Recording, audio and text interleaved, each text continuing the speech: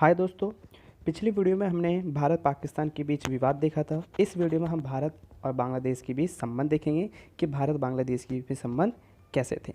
तो सबसे पहले हम अच्छे संबंध देखते हैं। तो जो अच्छे संबंध है कि 1972 में दोनों देशों के बीच व्यापार बढ़ाने के लिए व्यापार समझौता हुआ।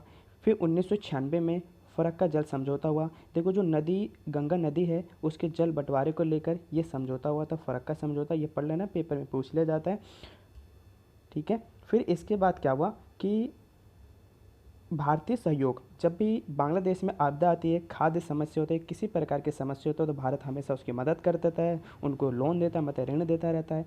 इसके अलावा कई यात्रा समय समय पर, मतलब दोनों देश के नेताओं द्वारा यात्रा भी होती रहती है, जो बांग्लादेश और भारत के बीच जो संबंध होते हैं उसको मजबूत, मतलब सुदृढ़ करता रहता है। एग्जाम्पल के लिए अगर आप लिखना चाहो तो आप मोदी जी का लिख सकते हो। मोदी जी ने 2015 में उनकी यात्रा की थी। वहाँ के जो नेता है शेख हसीना, उन्होंने भी 2019 में भारत की यात्रा की थी। ये सब क्या है, इससे भारत और बांग्लादेश के बीच में संबंध अच्छे होते रहते हैं। अगर मैं बुरे संबंध की बात करूँ तो बुरे संबंध में तो सबसे पहला यही है कि हिंदुओं की समस्या। देखो, जब बांग्लादेश बना 1971 में तो उस समय हिंदू की आबादी 20 से 23% थी, लेकिन धीरे धीरे आज इनकी संख्या बिल्कुल घट गई।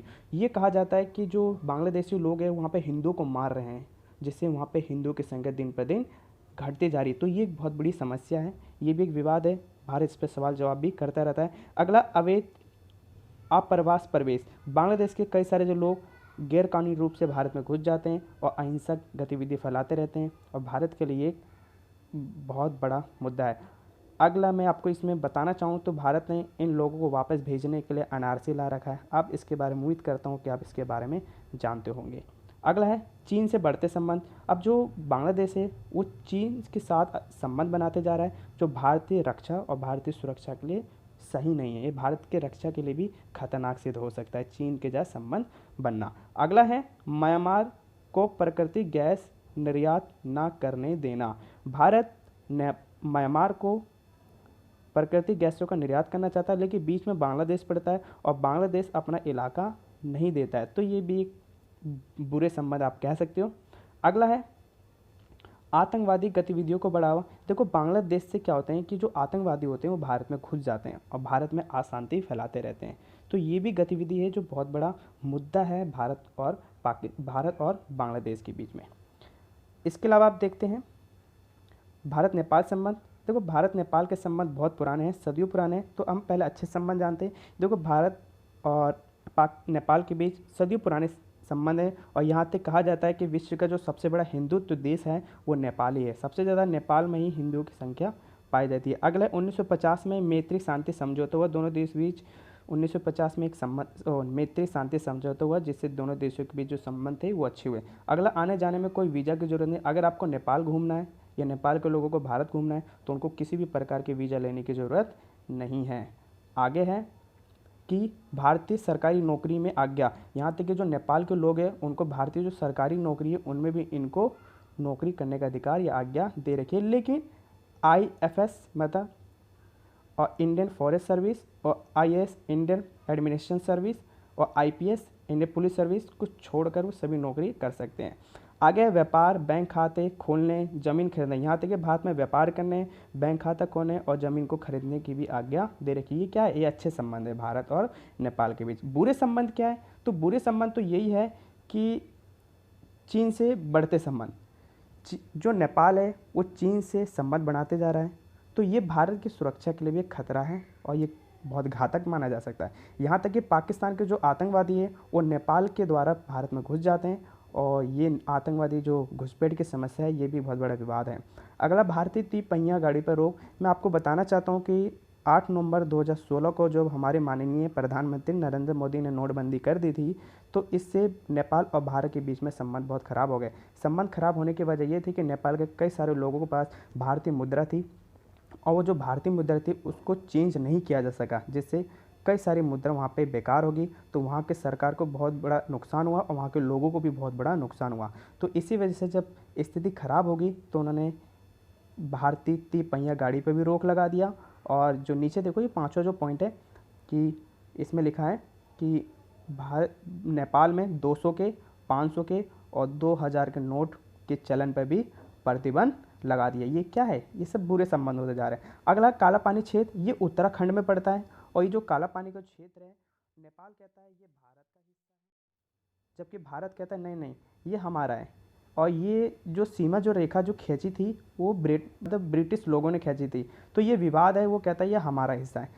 तो अब देखते हैं महत्वपूर्ण घटना जो पीछे जो छूट गई थी। तो देखो सबसे पहले हम देखते हैं शासन व्यवस्था। तो मैं आपको बता दूं क्या थी पास्ट मतलब जो भूतकाल में शासन व्यवस्था क्या थी। तो देखो लोकतंत्र जो था वो भारत में था और श्रीलंका में था, जो आज भी है।